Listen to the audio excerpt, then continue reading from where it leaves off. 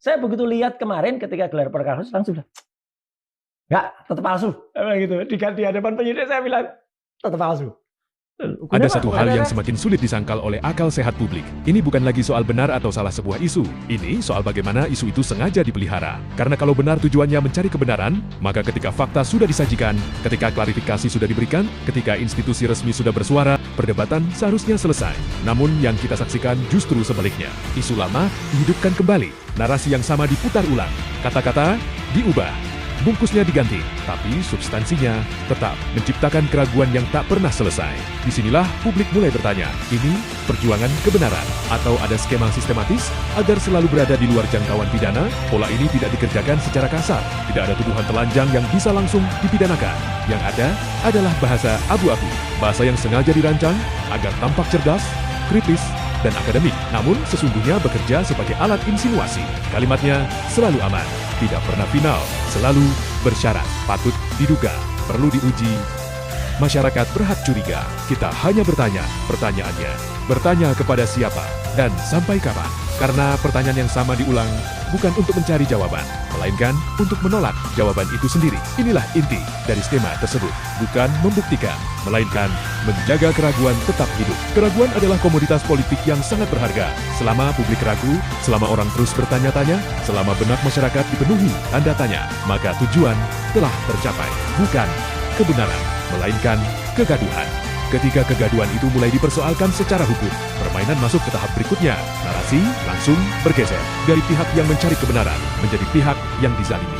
Tiba-tiba aparat dianggap menekan, tiba-tiba hukum dituduh anti-demokrasi, tiba-tiba proses hukum dilabeli kriminalisasi. Padahal yang sedang diuji bukan keberanian mengkritik, melainkan tanggung jawab atas dampak pernyataan. Disinilah banyak orang keliru memahami kebebasan berpendapat. Kebebasan berpendapat bukan berarti kebebasan tanpa konsekuensi. Opini bukan tameng absolut, apalagi jika opini itu terus diulang, terus disebarkan, dan terus diarahkan pada individu atau institusi tertentu. Meski tahu akibatnya merusak, hukum pidana tidak hanya melihat niat, tetapi juga akibat, dan akibat dari pengulangan narasi yang sama yang telah dibantah berkali-kali adalah rusaknya kepercayaan publik. Namun skema ini sudah memperhitungkan itu, maka setiap pernyataan selalu dibuat sioliala belum final. Selalu ada jalan mundur, selalu ada celah untuk berkata, saya tidak menuduh, saya hanya berdiskusi, saya hanya mengutip, saya hanya akademisi. Ini seperti menyalakan api. Lalu ketika rumah terbakar, berkata bahwa yang dilakukan hanya percikan kecil yang lebih berbahaya. Skema ini membungkus dirinya dengan simbol intelektual, gelar akademik, istilah teknis, data parsial. Semua digunakan untuk memberi kesan objektif. Padahal objektivitas tidak diukur dari gelar, tetapi dari kejujuran metodologi. Dan kejujuran metodologi berarti jika data tidak mendukung, maka kesimpulan harus dihentikan. Namun di sini yang terjadi justru sebaliknya. Kesimpulan sudah ditentukan sejak awal. Data hanya alat untuk mendukung narasi. Ketika data tidak cukup, yang dipakai adalah kecurigaan. Ketika bukti tidak ada, yang diperbesar adalah spekulasi. Dan publik awal yang tidak punya waktu meneliti dokumen satu persatu, akhirnya terjebak dalam framing antara benar dan salah menjadi kabur, antara fakta dan opini menjadi sama. Inilah kerusakan paling serius yang ditimbulkan oleh skema ini. Bukan hanya pada individu yang diserang, tetapi pada cara masyarakat memahami kebenaran itu sendiri. Lebih ironis lagi, skema ini bekerja sangat baik di era media sosial. Potongan video pendek, judul provokatif, cuplikan tanpa konteks. Isu dilempar pagi hari, siang sudah viral, sore menjadi bahan perdebatan nasional, malam hari ditonton jutaan orang, dan ketika keesokan harinya muncul klarifikasi, tidak lagi penting. Karena klarifikasi tidak pernah seviral tuduhan. Ini bukan ketidaksengajaan. Ini pola yang sudah dipahami betul. Viral dulu, urus hukum belakangan. Kalau dipanggil, ubah posisi jadi korban. Bangun simpati, tekan aparat lewat opini publik. Hukum pun menjadi serba salah. Jika bertindak, dituduh anti kritik. Jika diam, dituduh lemah. Di titik inilah publik perlu jujur pada dirinya sendiri. Apakah ini banner-banner perjuangan moral atau sekadar strategi agar tetap bisa menyerang tanpa risiko pidana? Karena orang yang benar-benar yakin dengan kebenaran, tidak takut pada pengujian hukum. Ia datang dengan bukti, bukan dengan retorika. Ia membawa dokumen, bukan insinuasi.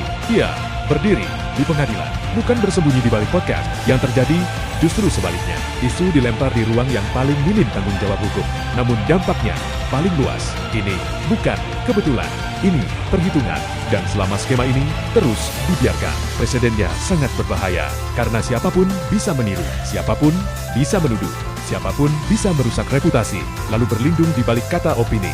Jika ini dianggap normal, maka kebenaran tidak lagi ditentukan oleh fakta, melainkan oleh siapa yang paling keras bersuara dan paling lihai memainkan kata. Demokrasi bukan hanya soal kebebasan bicara, tetapi juga soal tanggung jawab moral dan hukum. Tanpa tanggung jawab, kebebasan berubah menjadi senjata, dan inilah yang harus disadari publik. Masalah utamanya bukan pada satu nama, bukan pada satu isu, melainkan pada pola memainkan keraguan.